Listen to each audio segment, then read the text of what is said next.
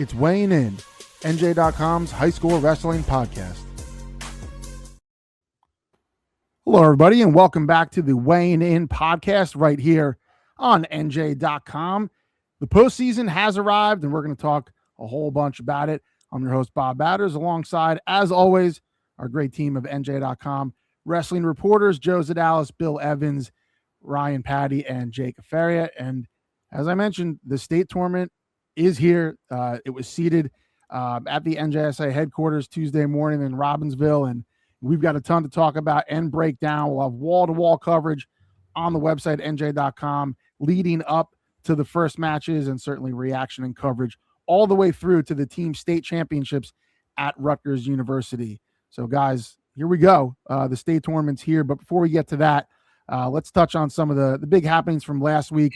A couple huge matches around the state, 2 top 10 matchups, and they did not disappoint. We'll start up in Jersey City, where Ryan was on hand to witness, at the time, number 3 Christian Brothers heading up to Jersey City and taking down number 2 St. Peter's Prep in what was a great match. I was watching the live stream, and it was fun going back and forth. And Ryan, you were there. A huge win for CBA, one of the biggest wins in program history, and that put the Colts in the driver's seat to get the number 2 seed in non-public A. So start to finish, that was a pretty good one, RP. Yeah, I mean, this was the match we were waiting for, right? We finally got the match between the two teams that we feel are, 1A and 1B behind Del Barton. CBA right now being 1A, maybe even one, above St. Peter's. But, they won the flip. I think this match, that was pretty important in this match. And they were able to bump Brock Oserwitz away from Anthony Verdi at 190. And you might ask, why would you have Brock wrestle 40 pounds up? Well, for one, he's good enough to. And secondly, he did wrestle a 190 pounder in Carmen Moreno, from St. Peter's, who bumped up as well. So Brock was only surrendering about 15 pounds or so. He teched Moreno, and then Tyler Palumbo teched Josiah Barrera at heavyweight. And Palumbo is a 215 pounder who's bumped up before to heavyweight. So, Barrera is the same weight as him. He's also a 215 pounder. So the coin toss, kind of resulted in both teams just bumping kids up in those last couple weights. And Oserwitz and Palumbo, I talked to both of them after the match, and they mentioned the same kid to me as the hero of the match. And I kind of agree with them. And that was Jimmy Jacob. And St. Peter's put Johnny Barron up at 120, and that allowed them to bump everyone up. Ramirez, Robbie Rodriguez, all those kids, and eventually got to 57, and Anthony Barametti went up. He's normally a 150 pounder for them. He's a state blood rounder, and Barametti led Jacob in the first period. It was close in the second period, but Jacob had taken the lead, and then Jacob turned into a major in the third period. A lot of takedowns, a lot of good work on top. I do think, like I said, the better team won. Before the season, I was talking to you guys about it. I do think that CBA is the second best team in the state. Obviously, St. Peter's, in a couple of weeks, 1 week, the matchup we think is going to happen, the rematch in Lincroft. These two are probably going to meet again. Could it go the other way? Potentially. But right now, I mean, listen, I think CBA is the second best team in the state. And you said it, Bob, one of the best wins in program history for them. And what I think helps CBA a lot, what helped them certainly in that match, is the depth they have in the middle. CBA, they usually have a hole at heavyweight in comparison to the rest of the non-publics. CBA doesn't have a football program. That definitely hurts them in terms of having upper weights in their lineup. But their ability specifically at 165, 175 to insert the freshman Colton Quinn, bump up Brandon Boyer, and kind of play with some of the matchups there really helps them, enables them to do what they did and bump up Brock Oserwitz to 215 after weighing him in at 190, and then bumping Tyler Palumbo to heavyweight. And Quinn was able to hold Joseph Ruiz to a 5-4 decision, and certainly holding bonus points is going to be big in any of these critical matchups between the powers. So just a really good team win for CBA. And like you said, Ryan, we'll see if they can do it again, because they won the flip and they got the matchups they needed, and they won a key toss-up out and got bonus points, out of it from Jacob. Can it happen again? We'll see. I think that's part of the intrigue with those two teams potentially facing each other again.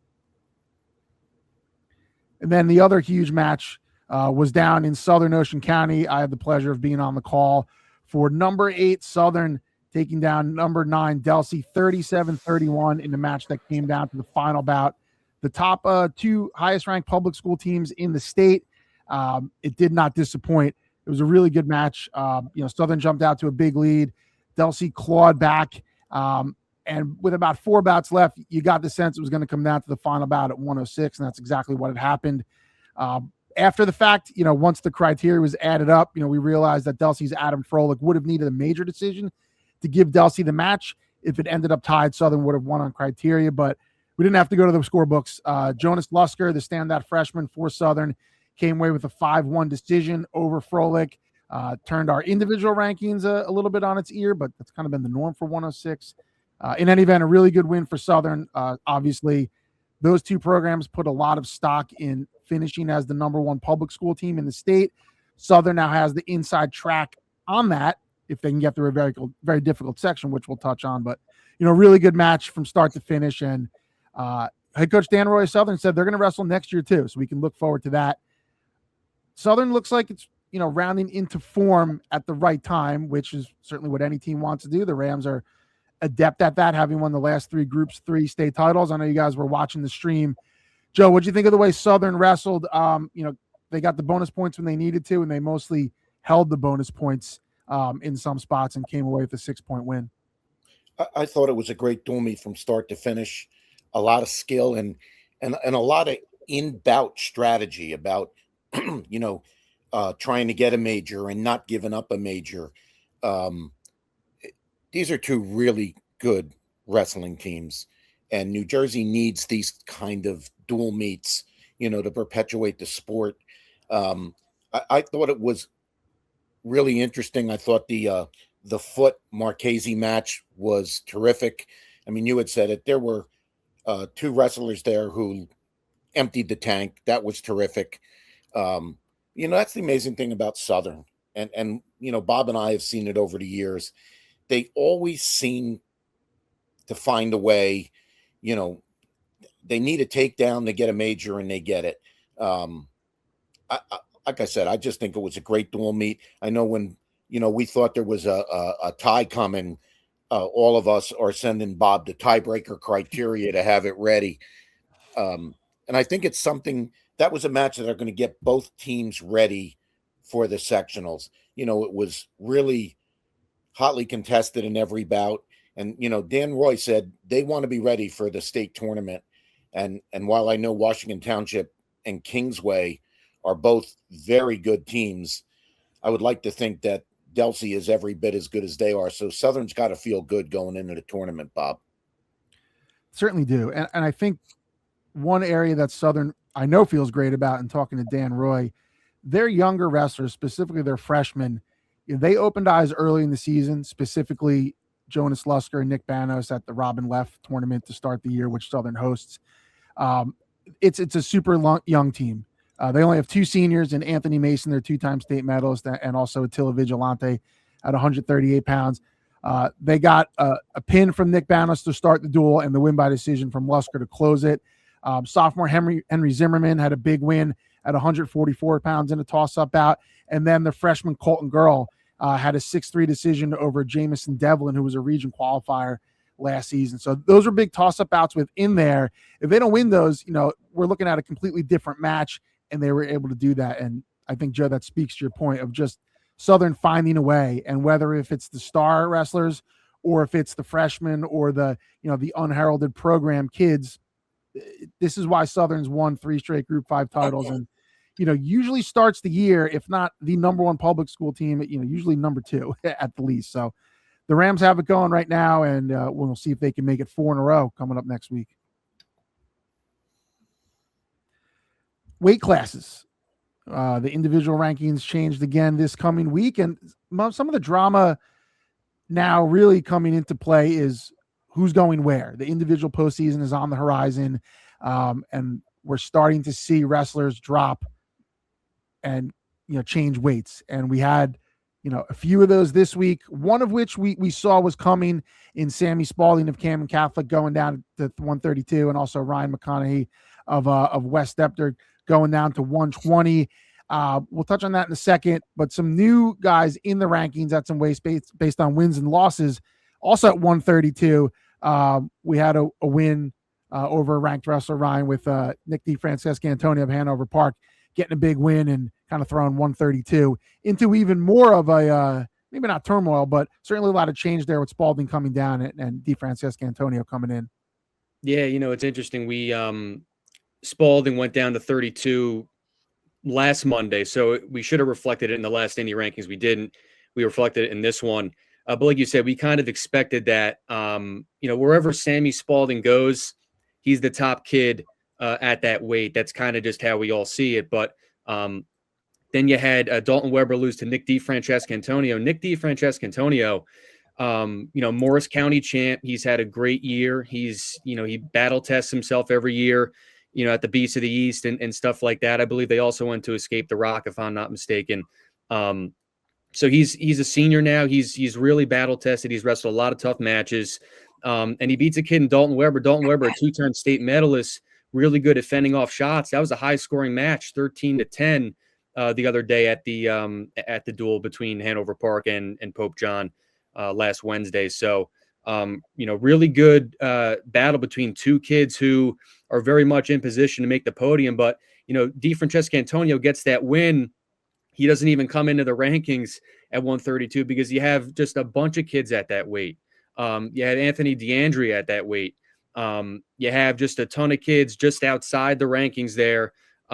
Just such a good weight. And those two, who knows? They can meet again, later in the postseason. So looking forward to what's to come at that weight. Piemonte is another kid from Morris County, really, really good wrestler. So looking forward to what's to come at that weight. And like you said, Bob, just a ton of change at a bunch of different weight classes.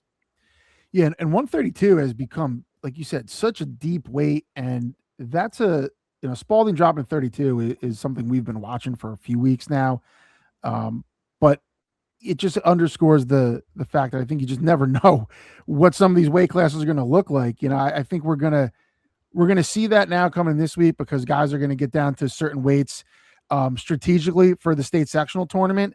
Some may stay at that weight, some may not. I think we're definitely going to get some surprises when those district seeds come out in a couple weeks. And that's the fun part of this. Who is going where? One wrestler we know where he's probably going to go. Well, I shouldn't even say that. We have a pretty good idea, but that's Southern's Levi Foote, who has wrestled 215 pounds most of the season, but has weighed in just north of 190. So looking at that and also knowing Southern's propensity for sucking its wrestlers down and, just getting that little extra bit out of its lineup, come team tournament time, that Foote was going to be at 90. He wrestled 189 at Escape the Rock. So once that happened, we knew he was going to be there, for the foreseeable future. And he gives them a lot of versatility in their lineup in a dual meet. Like we said, being able to go up to 215 and hold Delsea's, Sal Marchese, their standout to a decision. It gives Southern a lot of flexibility in the team lineup. And it with Foote at 190, where we now have him ranked, that makes, which is arguably the deepest weight class, certainly one of the deepest weight classes in the state, even deeper, Joe. So Foote at 190, something we saw coming, and there's some other potential changes. I know definitely in the shore that we're looking at. Don't know if they're going to happen, but the writing seems to be on the wall a little bit here with some of these guys. Yeah, we've heard that Luke Johnston of Howell is going to vacate 120 and go down to 113. And we've already seen Timmy O'Rourke from Howell weigh in at 190. Now, when we talked to John Gagliano, he said it's just so they have options. And that's what Levi Foote being at 195 does too. In other words, that makes the opponent decide, pick your poison. If you send your guy out at 190 and Southern has the option of countering with Levi Foote, or they can throw you a lesser wrestler and bump him up. And in the sectional tournament, that's what coaches want. They want the ability to counter moves and force the opponent into moves. I think a Televigilante being at 138 is a big thing for Southern too, Bob, because again, that gives them options.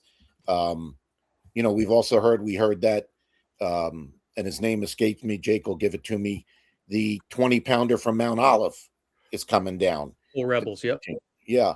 And what I'm finding interesting is like with McConaughey going down to 120, you go from 126 where you have, one state champion, then going down to 120 where you have, two really great kids in JoJo Burke and Cam Santz.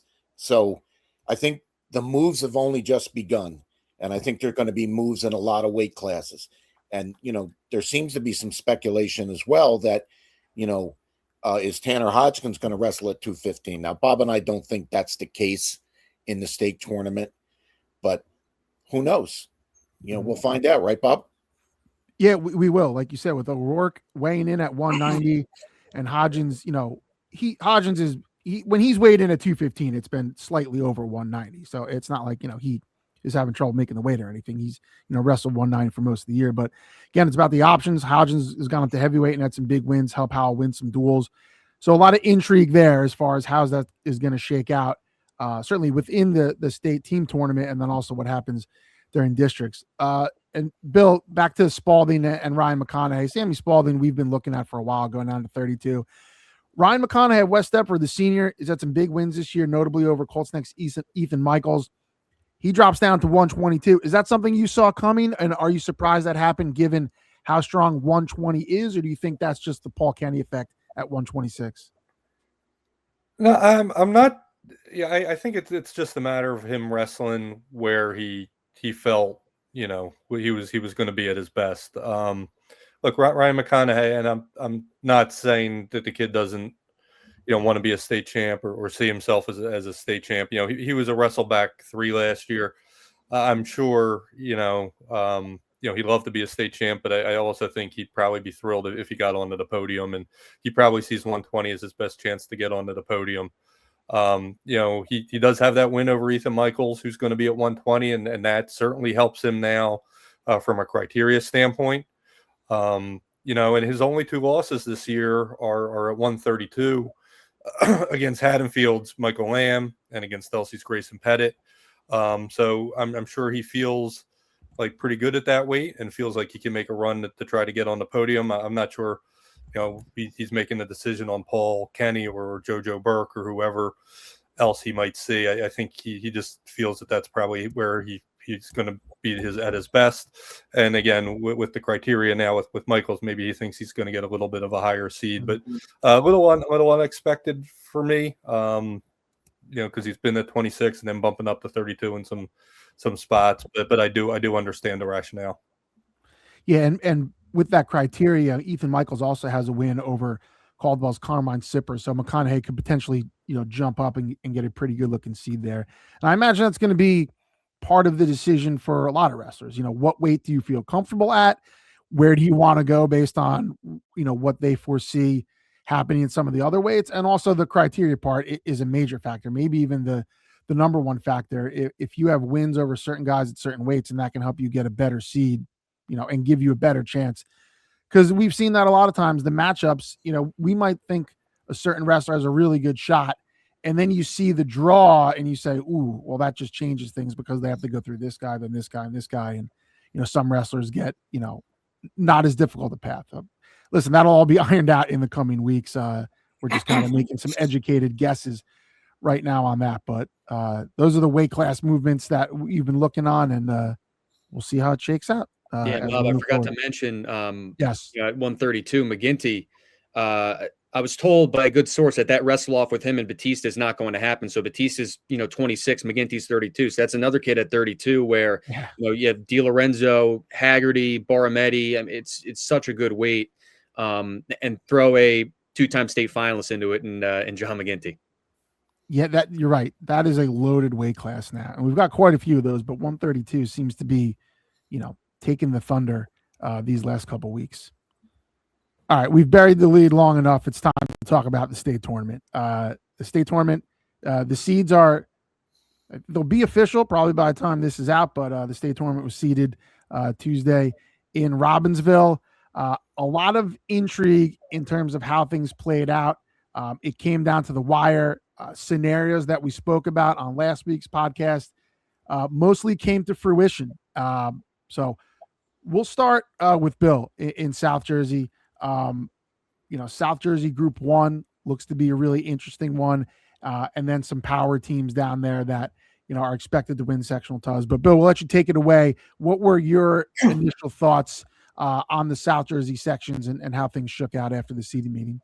Yeah, I mean, as far as storylines, I mean, you definitely have to look at Paulsboro. I mean, they started handing out sectional titles in 1980. And since then, Paulsboro has won South Jersey Group 1 every year but one.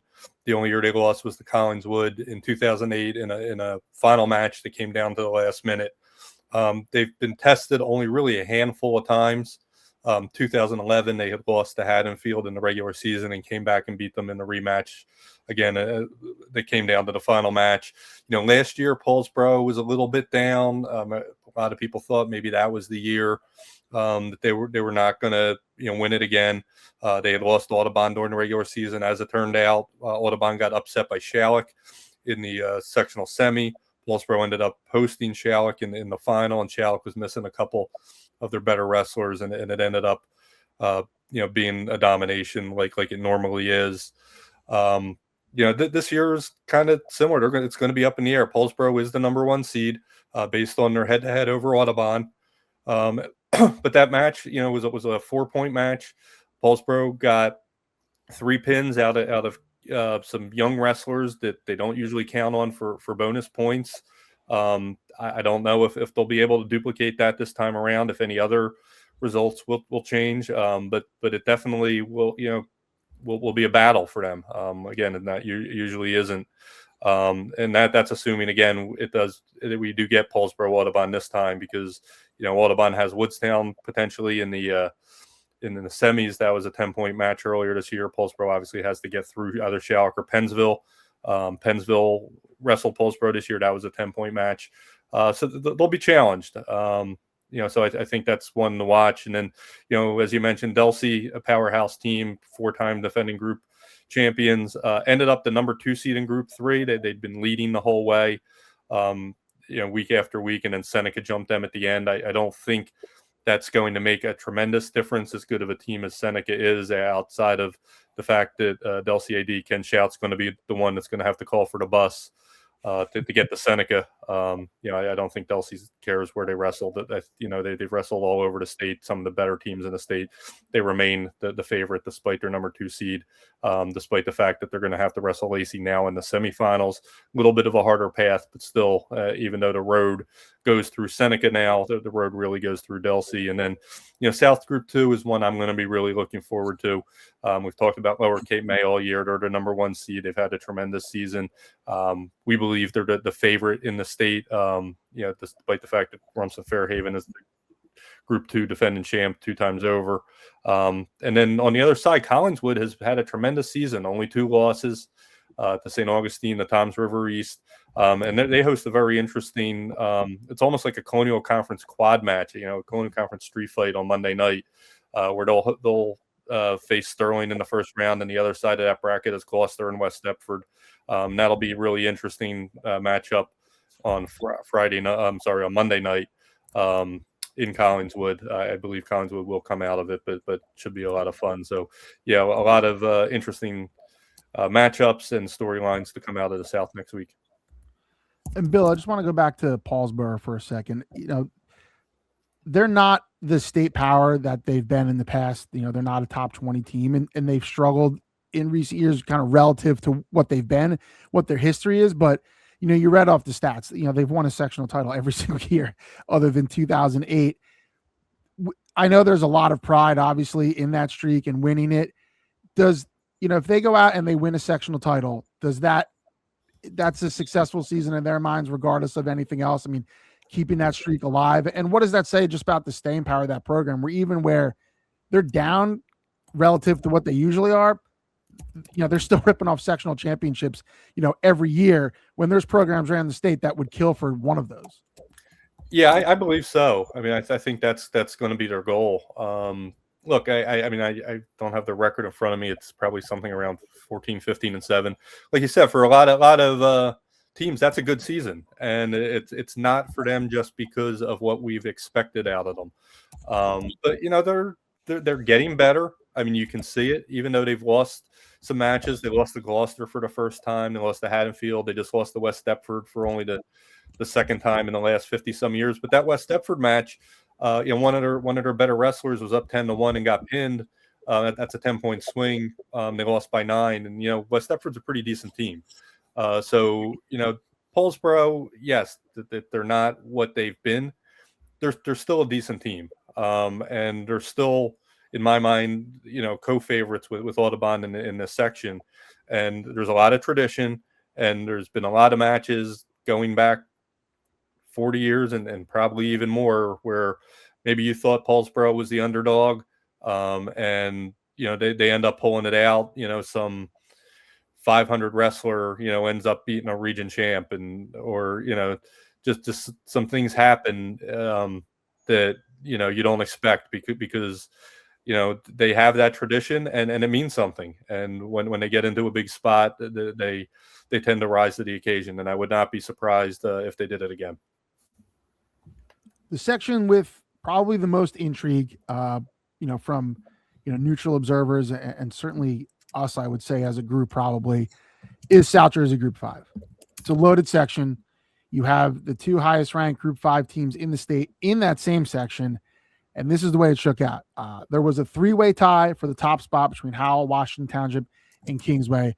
Howell ended up getting the number 1 seed with based on the highest average power points in total matches.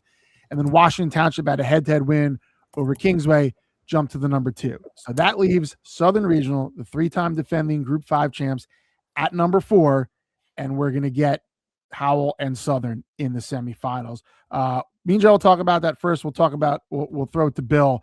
Washington Township Kingsway, that's going to be a semifinal match coming up on Monday, and again, a rematch of one that was close, and if it didn't have a weight certification snafu, could have went the other way. So I know that's a match you're looking forward to, Bill, that rematch between Washington Township and Kingsway in South 5. Yeah, and I'm sure both teams are happy with the way the seedings came out, not having to go to Howell or Southern, or even having to even having to face them in the semifinals. And then now if Southern happens to win, they're going to get a chance to, either one of those teams is going to have a chance to host the South Jersey final, even though they would be an underdog in that situation. Yeah, it was a really good match, 36-28, as you mentioned. Kingsway had a situation with a descent plan that they sent Jamar Greaves out at 175, thinking that he had made his cut down, and the paperwork popped out 175.1. They missed it, and it ended up being a forfeit in a match that he would have been favored. So that alone could have changed that match. Washington Township got 2 pins in matches where they were either head-to-head, they were either toss-ups or matches where maybe they were even a little bit of underdogs. They might not be able to expect that to happen again. That was Michael Horn and Landon Stone. But then again, Kingsway got some big wins there. They started it out at 106 and 113 with wins from Joel Alfonso and Evan Vlecko in toss-up matches, or matches where maybe they were slight underdogs. I don't know if Kingsway is going to be able to count on those again. So, yeah, it's going to be a very interesting rematch. I know Kingsway in particular is looking forward to it, because, that was a very disappointing loss for them. And I'm sure they're glad to get a chance, to make some amends. And then, Howell Southern. I think if you took a poll, if people were being honest, that should be the state final. It's not going to be. It's not even going to be the sectional final. Listen, that's just the way the PowerPoints broke out. In talking to Dan Roy after the Delsea match, and kind of trying to get him to, speak his mind and his feelings about the PowerPoints, and he played it diplomatic. He said, "Look, we have to wrestle those teams at some point to beat them." I think he would admit, and he really did. He said, we didn't wrestle our best against Monroe and Brick Moral, and that kind of held them back just by percentage points, really. But that's going to happen Monday night. We're going to get Howell Southern, an old school Shore Conference matchup. I'm sure, we're going to hear multiple times, "What's the top man doing?" from the crowd, which is, if you're a Shore Conference wrestling fan, you know what we're talking about. But Joe, Howell Southern, here we go. Monday night. It's not for all the marbles, but the winner of that is the favorite to win the whole thing. Bob, I think when we look at this matchup, I think we were more annoyed that it wasn't going to be a sectional final or a group final. And Dan Roy's approach is correct. If they're going to be Group 5 champions, they were going to have to, in all likelihood, beat Howell at some point. And similar situation in North 2-4 with Middletown North and North Hunterdon. The Middletown North coach, Eric Morley, is upset because Colts Neck is the favorite and is probably going to steamroll to Central Jersey Group 4, and Middletown North beat Colts Neck by 55 points. So we get that. It seems like a lot of the complaints are about the configuration of the sections, which the PowerPoints have nothing to do with. So, but, Southern Howell in the past have met up a few times and they've been Donnybrooks. The one thing that's a little, is going to be a little bit interesting is Howell is a significantly smaller gym.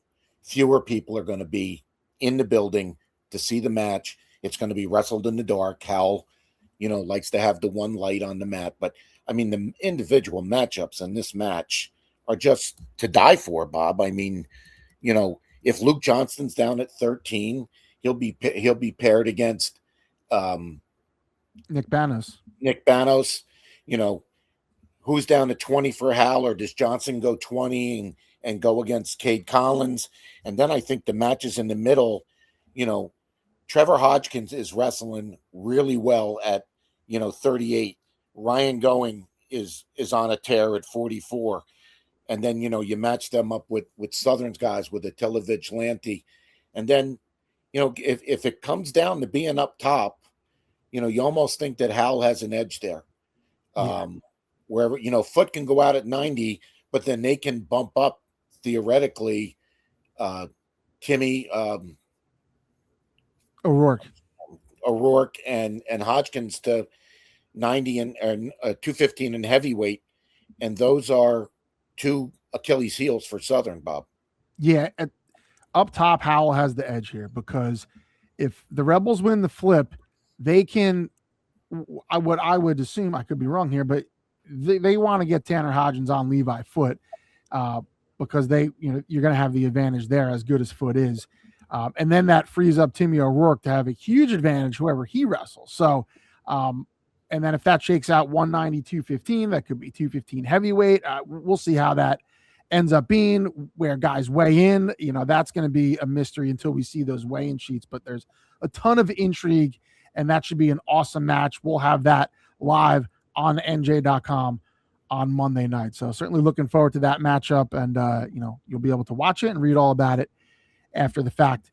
Back over to North 2, Group 4, Joe, that you just spoke of, and we'll finally talk to Jake after he's been sitting on the sideline for the last 30 minutes. But, you had Middletown North as the number 1 seed, but they get jumped by Middletown South, their crosstown rival, which beat them in a duel. And then you have North Hunterdon down at the 3 seed. North Hunterdon is the defending Group 4 state champion, beat Middletown North in last season's sectional final. That's now going to be a semifinal unless there's some crazy unforeseen upset on Monday night, but that's going to be a semifinal. That should be an awesome duel.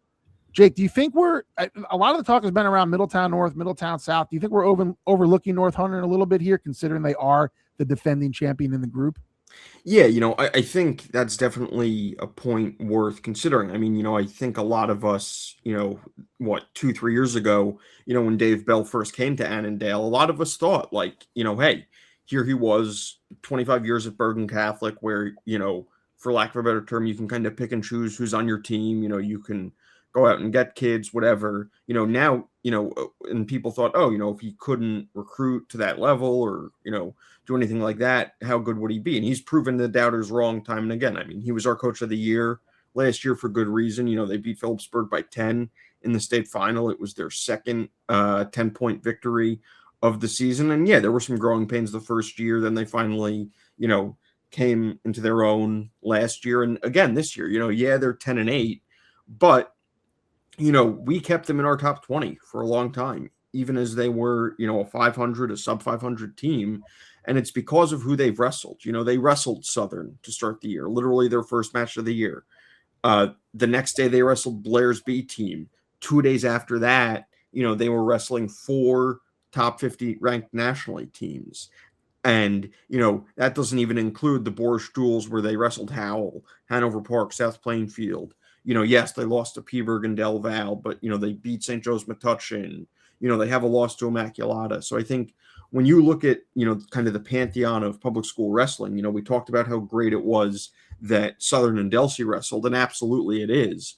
But, I think North Hunterdon's another team where if you look at their strength of schedule, both in terms of state powers and also national powers, I think you'd be hard pressed, to find a team that's wrestled a tougher schedule, at least, maybe in that section.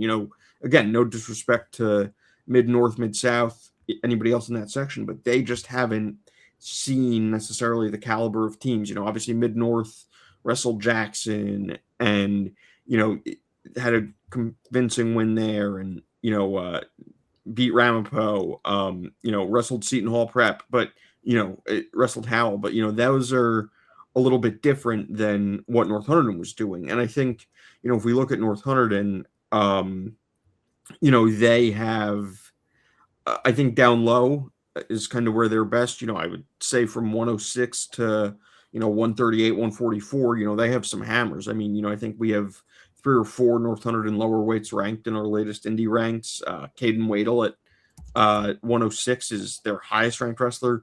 We have him ranked at number 2 this week, I think it is. And, so again, I think when that's the case, and, they can bump guys up, they have, I think, 4 or 5 state qualifiers, in those lower weights too. So, this is a team where, they can get out to an early lead, especially if things start down low. And, I think if things, again, start down low and they can build a nice lead and get some bonus, that'll serve them well. But like against Middletown North, the 2 Blewett brothers down low are going to be a lot for anybody to handle. And so those instantly become toss-ups, and, that then puts a lot of the onus on North Hunterdon to, okay, what does it do in the middle and up top? And how does it, maneuver its lineup? So, I think to your point, Bob, I think until proven otherwise, I'm not going to say that North Hunterdon has to be considered the favorite here, but I think to just, write them off because they're a 3 seed and, maybe the record isn't, what we're accustomed to, I think would be, you're doing that then kind of at your own peril. I think it's a fascinating matchup because I think both teams' strengths are in relatively the same areas. I think up top, you're going to have a lot of toss-up bouts. And I think down low, maybe not as many toss-up bouts, but, some weights where, big favorite on one side, then a big favorite on the other side the next week, and it might cancel each other out a little bit. And then you might have a couple toss-up bouts. You're talking about 106. What's going to happen there? How are those weigh-ins going to look like? Will we get Caden Wadle against Middletown North Junior Thomas Blewett, who's undefeated, ranked number 1 in the state at 106 pounds? Do they bump Wadle up? Does Middletown North try to chase? Do they change their weigh-ins? That's a really interesting potential strategy for either team there. That's going to go a long way to determining who moves on to the sectional championship. And then on the other side of that, will, probably be Middletown South. I think we're assuming, which would grab the 1 seed, based off that head-to-head. So, Joe, you and I have been talking about this with Middletown North. Up top, they have Daniel Benbrook, who's their hammer up there. He was banged up out of the lineup when they wrestled Howell, I believe. So hopefully for them that he's back in the lineup. But, I think there's a lot of toss-ups up top. And then depending on where that match starts, who knows what's going to go on down bottom with where they weigh in and how North Hunterdon tries to, counteract Middletown North with the Blewett brothers down low. I agree with you 100%.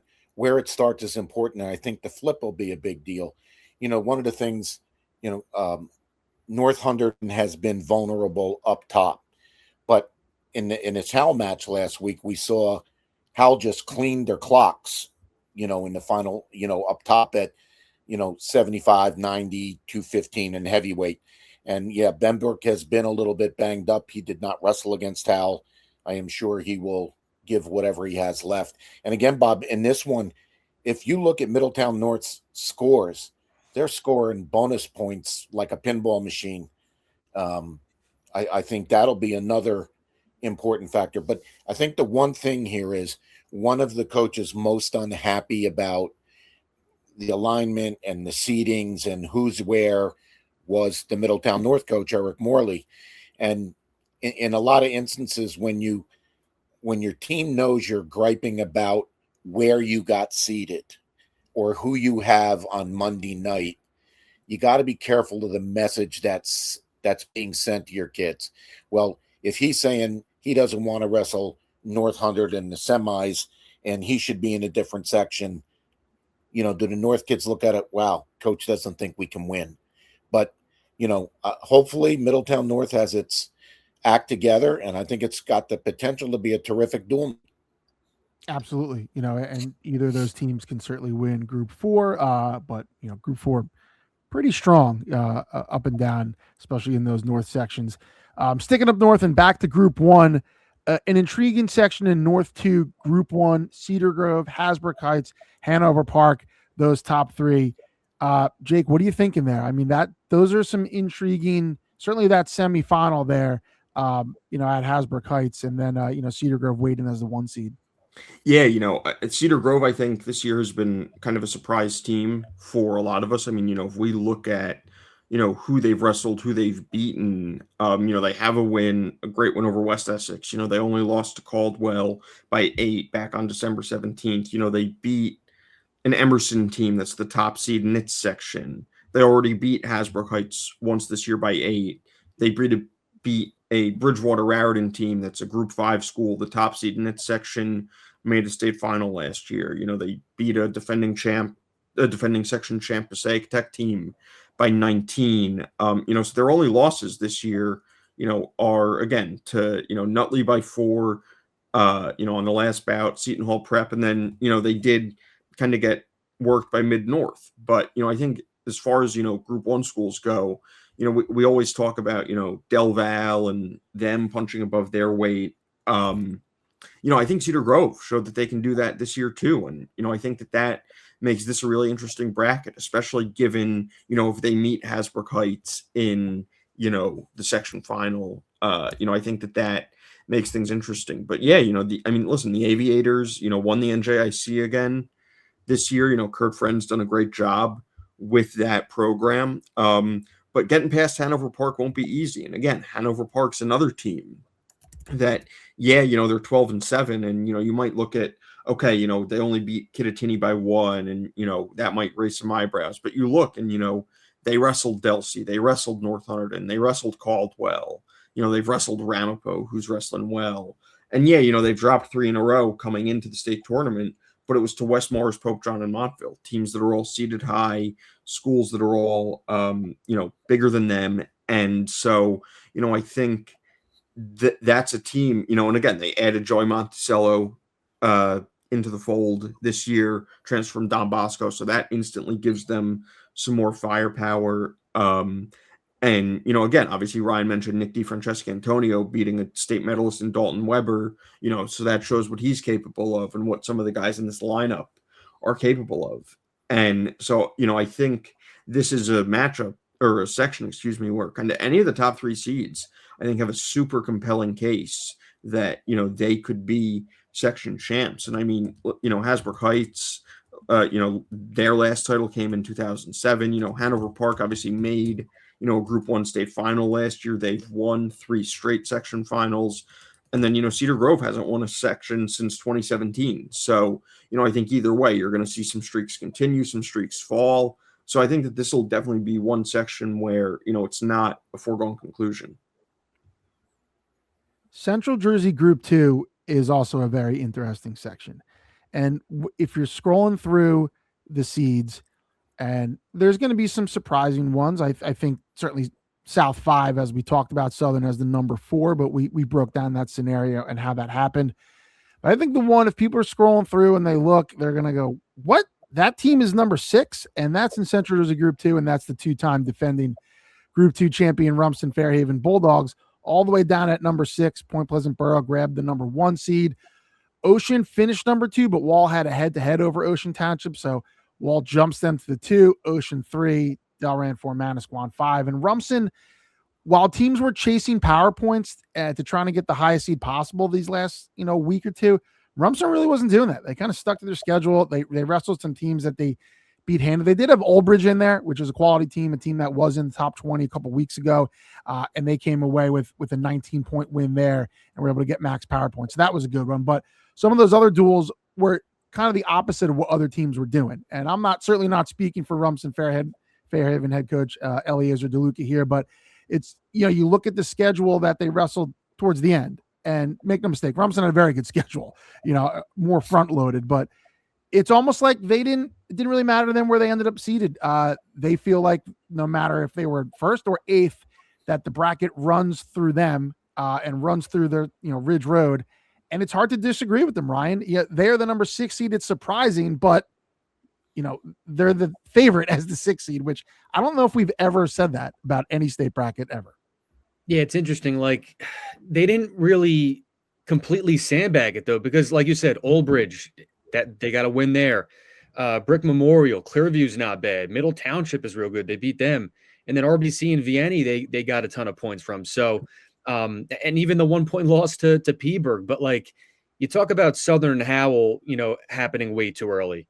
Like, you could also get a Rumson LCM state semifinal, and that would feel way too early. It almost reminds me of, for you football fans, when a couple years ago, Mainland played against Millville in the state semifinal, and then Mainland took it to Ramapo in the state final. Also, last year, Northern Highlands playing Mount Olive, what felt like way too early. But Rumson being, a 6 seed, it's just like you just scratch your head at it. And like I said, they didn't wrestle the schedule that other teams did, but it wasn't a complete, sandbagging job. Like, they do have really good wins on their schedule and close losses to good teams. So it's fascinating, couple short things where, Southern and Howell are going to wrestle too early, and it might happen with Rumson and, some other good teams, one being LCM.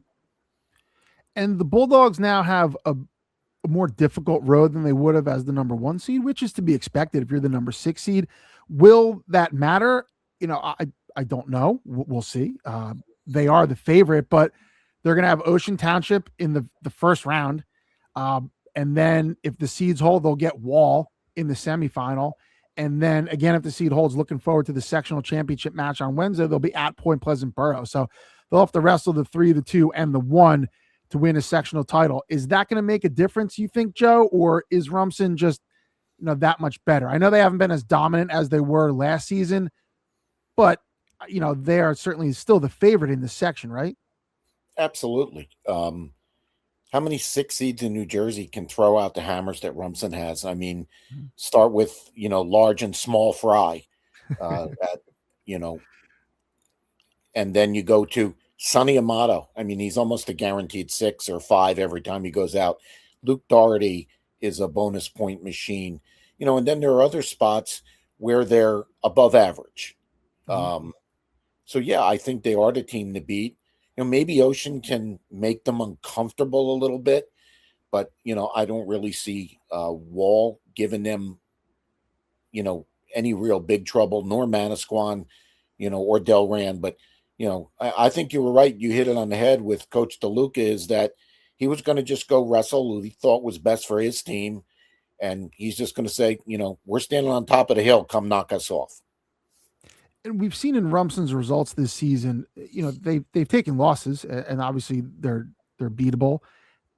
What makes their lineup tough, though, I think, is there's spots where they are not as strong, spots where they have some holes, but where they're good, they're really good. And if you're going to beat them, you have to win all those matchups that you're favorited, and you probably have to pick off one of their 5-6 top guys, and that's easier said than done. So we'll see if any of those teams, Ocean first, then potentially Wall and Point Borough next, can do that and dethrone Rumson. If not, we're probably looking at Rumson taking the drive all the way down to exit 0 for a state semifinal match coming up next Friday. A lot to watch in those sections and a lot to watch beyond that. Again, make sure you head to NJ.com.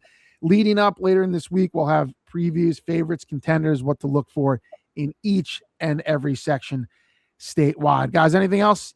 Any other, surprises, any other things that stood out for you? Or I think we kind of hit all the big ones there. I know there's some dark horse teams potentially that we've been looking for.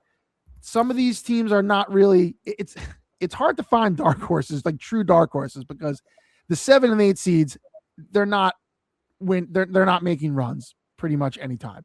Either are 5, maybe a 5, a 6. Rumson's a very unique case, but there are some teams in here that I think have maybe flown under the radar. But now that we've reached the sectional tournament, we're going to, see what they're made of. And before we get to there, let me jump back, because hot off the press, we have the seeds. And there it is. Look at that. For the non-public brackets, non-public A and B have been seeded. No tremendous surprises. Kind of shook out how we thought for the most part, certainly in non-public A, Del Barton, number one team in the state, top 5 team in the country. They are the number 1 seed. Christian Brothers did indeed get the number 2 seed after the win over St. Peter's Prep, and then St. Joe's number 4. So stick it with non-public A. Ryan, that's basically how you anticipated going when you projected it and how we would seed it, and it looked like that's exactly what happened with non-public A. Yeah, it's interesting. The one thing I had that was different was I had St. Augustine higher. I kind of didn't want to judge them on what happened at the Catholic duels. They were missing a lot of kids. They lost to St. John Vianney there, but the committee did end up putting St. John Vianney ahead of St. Augustine. I had St. Augustine 7. The committee put St. Augustine 10, but the rest kind of played out pretty much how I thought it would. It was easy. The top couple schools, right? It all pretty much came out in the wash with head-to-head, especially in the top 6 there. But, the one surprising thing was RBC over Pope John there in non-public B. So when Camden Catholic obviously won, Red Bank Catholic 2, Pope John 3, and then the rest pretty much, shook out how I thought it was going to. It's interesting, Pope John has the win over Don Bosco. Does RBC have a win? I guess it would be Seton Hall Prep, right? I guess that's the win that they valued most in that situation there. I guess they also have that win over Rumson too. I agree with it. Yeah, RBC has the win over Rumson, and then they only have the 9-point loss against Delsea. Maybe that helped their cause a little bit, Ryan. Could have had a win over Washington Township as well. A win over a surging Point Borough team. So it looks like the committee looked at that and, gave them the edge over Pope John. But I think I agree with you. Seeing that, I said, ooh, that was a surprising one. They were going to wrestle in the semifinals regardless, but now, Pope John's going to have to make that trek down to Broad Street and Red Bank. Yep, and it's interesting. Mount Olive, remember, Mount Olive has the loss to Pope John. Pope John beat Mount Olive. So I guess, the committee factored, the win over the non-pub in Seton Hall Prep is more valuable than the win over the good public school in Mount Olive. Jake, what were you saying? Yeah, and in non-public B2, the other matchup that I'm interested in is the 4-5, which is Immaculata against DePaul, because again, I think Immaculata is one of these teams that they burst on the scene this year kind of in a major way. They were ranked for us to start the year, fell out, but again, like they lost to Pope John by 13, which is certainly a respectable margin. And then, they lost to CBA and Seton Hall Prep at the Catholic duels. But, they beat St. Augustine, obviously, which is a good win. They beat North Hunterdon. They lost by 23 to St. Peter's. And, they had some close losses to Phillipsburg and West Essex. So while they don't have, one of these maybe real statement wins over a non-public, I think the job that Rodney Van Ness has done, if you look at the kids that they have, Forrest Rose at 106, Anthony Lopez at 120, Rhett Washleski at 157, up and down this lineup, there are kids where you can pick out and say, okay, that's a kid that, in a toss-up bout can go out there and, win you some matches or, can wrestle the full 6 minutes and win late. But DePaul also, has some hammers of its own. From what is it, Ryan? Like 132 to 144 with Isaiah Hernandez, Delvin Rott, Joey Rizzuto, that might be one of the best, 3 wrestler stretches that a lot of these teams have. And, so I think that makes this matchup really intriguing too, because, they're strong at weights where maybe Immaculata might, be a little bit more susceptible. And so I think that's when, the chess match comes in. And, if we look at, DePaul and kind of what they've done this year under, first year coach Ricky Red, yes, they're 10-8. And, you might look at their schedule and think, oh, well, they don't have a signature win. But for starters, they're wrestling in, the Big North United division, which when you've got PC, Bergen, and Joe's in your division, that already, means that you're being super well tested. And, add into that, the fact that they wrestled teams like Ocean, like High Point, Delsea, St. Joe's Metuchen.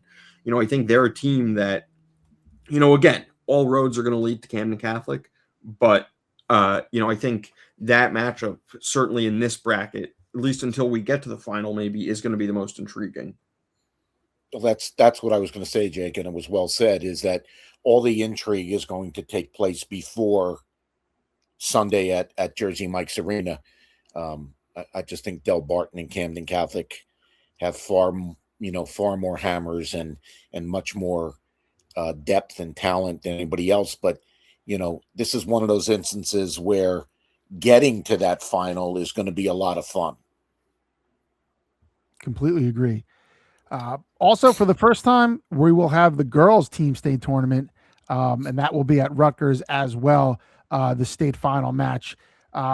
16 teams qualified. You have a South section and a North section. High Point and Jackson Township were the number one seeds. High Point in the North, Jackson in the South. The major intrigue, I think, comes in that South section where you have Jackson number 1, Central Regional number 2, Jackson, number 1 team in the state, but Central Regional recently got back 2-time state finalist Jade Hahn, and that completely changes everything for the Golden Eagles. She's at 185, and our wrestling reporter for the girls, Mike Holcomb, has said as much. She changes the balance of power. She's pretty much guaranteed 6 against almost anyone she's going to wrestle, and that could play a huge part in how that South section shakes out. So we'll certainly be keeping an eye on that. Mike will have all the coverage leading up on NJ.com. So the girls' state tournament, that will take place also at Rutgers at one of those sessions. I don't have the schedule out yet, but we'll see that girls' championship match, and that should certainly be a fun and historic moment for New Jersey girls high school wrestling. Hey, Bob. Yes. We have seen, though, that, we had the Southern Howell thing in boys, South Jersey, and we have the Jackson Central thing. So controversy falls well into the Title IX directives. It's very gender equitable. That is true. Well, at least, Jackson and Southern makes sense, or Jackson and Central makes sense being in the South section, at least. Put High Point in the South, that wouldn't make that one at least wouldn't make too much sense. Moving on, a team that is has been a traditional Group 1 state power for a long time, but has not been, isn't a top 20 team, hasn't been a team that's been at the forefront of our sectional title discussions, but could certainly find themselves in the mix, come this week, Ryan. Yeah, it's Kittatinny, and honestly, in North 1 Group 1, they're probably my favorite. It's hard really to pinpoint like a 5 seed, 6 seed, 7 seed, even 8 seed we've seen make a deep run up north. I mean, it kind of just happens. You can't really pinpoint it. Like it just, you get to the gym and all of a sudden something happens. That pretty much happened last year, when Ridge showed up with half its team and Fairlawn beat them in the quarterfinals before wrestling Mount Olive. I mentioned Kittatinny last week, and I'm going to mention them again, as a team that, they're the 3 seed. I thought they could be the 2 seed, but they ended up being the 3 seed. They lost to Nutley on Saturday. That kind of did them in, but and that was the quad meet. I think they also wrestled Montclair there as well. But Kittatinny has won 25 sectional titles under John Gill. The most recent being 2024. They lost to New Milford last year in the final. But they're going to probably wrestle Pompton Lakes. They're the 2 seed. Then if they beat them, they're likely going to get NJIC runner-up Emerson Park Ridge. But they got to get through Pompton Lakes first. I mean, Christian Murcia, Chad McConnell, Redon Zeladini, all those guys can score a ton. So, but I trust Kittatinny. I really do. They're 10-10. Those 10 losses, a lot of them have come to 1 and 2 seeds in respective sections. So I think they're battle tested. I trust John Gill, and I think number 26 could very well happen, but they got to get through 2 of the NJIC's best teams to make it happen. And then we touched on North Hunterdon before, not really a dark horse in the true sense, but a team that I think is flown a little bit under the radar lately just because of some of the discussion. So, but another team up in your area that you think could make some noise is a team that's coached by a man that is no stranger to win in team tournament time. Yeah, and I think that's exactly it. So, in North 2 Group 5, and again, like I think Bob said and Ryan said, when you're only dealing with 8 teams in a bracket rather than 16 in a lot of the other sports, it's harder to pin and peg upsets a little bit and, dark horses. But North to Group 5, Bayonne's the 3 seed. They're coached by former Long Branch coach Danny George, who won 6 section titles with the Green Wave, 3 straight Group 2 titles, including one that led them to the number 1 finish in the state in 2009. And so this is a guy that knows how to win. He knows how to get, the most out of his teams. And the thing that's really interesting to me, if we look at Bayonne's resume, they've got, 2 they've got 2 1-point wins, another 2-point win, 1 1-point loss, another 2-point loss. So, they haven't really been blown out in any match except for, a 42-17 loss to River Dell back on January 24th.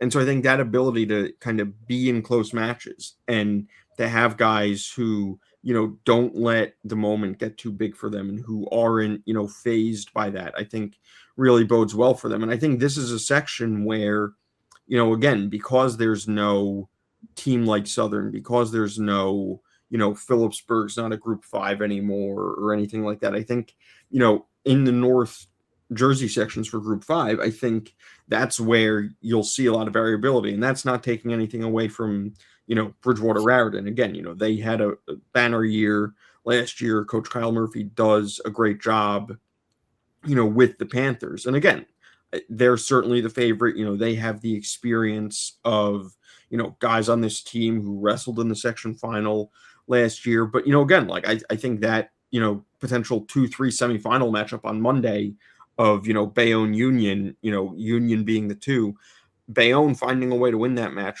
wouldn't shock me at all. And again, given Danny George's pedigree and, just how he's able to, get his guys to buy in and, win these matches late and deep in the season, I think the Bees are a team that, could, take some people by surprise and maybe sting some teams along the way. And one final thought I want to throw out there. And, we talked about just the nature of, the dark horse teams, and you're not going to get true dark horses. It's an 8-team bracket instead of 16. And wrestling is different from other sports. It's not like soccer where you can have a great defensive performance and win 1-0, or, baseball, softball, you can get a hot pitcher and you stun a top team. It's really hard to do that in wrestling when you're that outman, because it's essentially 14 different, contests within one. And the odds of you getting multiple shocking upsets, for an 8 to beat a 1, a top ranked team is just not going to happen. I think the intrigue comes from within the matches that are pretty even. Do you get that kid who, like Bill was talking about before, you get a 500 wrestler, who catches a kid in a cradle and pins a region champ or something like that.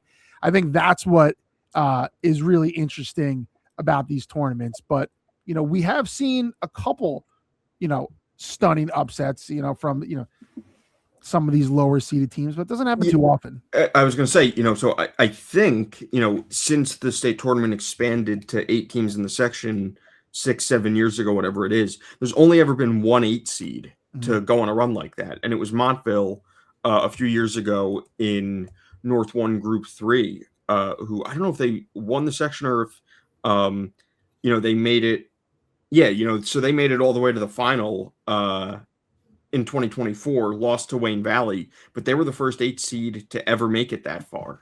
And Jake, Wayne Valley was a 7 seed. Exactly. And so that I think was one of the most unlikely section finals since we've gone to this format. And that just goes to show, in the 6, 7, 8 years that this format's been in place, to kind of only have that happen once or twice, it just goes to show how hard it is.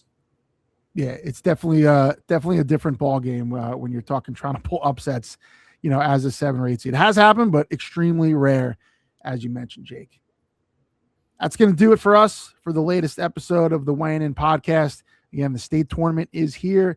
We'll have our previews up for each and every section later in the week, and the action gets going Monday night, February 16th, and we'll be all around the state. We'll be live streaming, select matches all the way up through the finals at Rutgers. We'll have each and every state championship match live on NJ.com. And you're right, Ryan. A couple more ones we wanted to touch on real quick.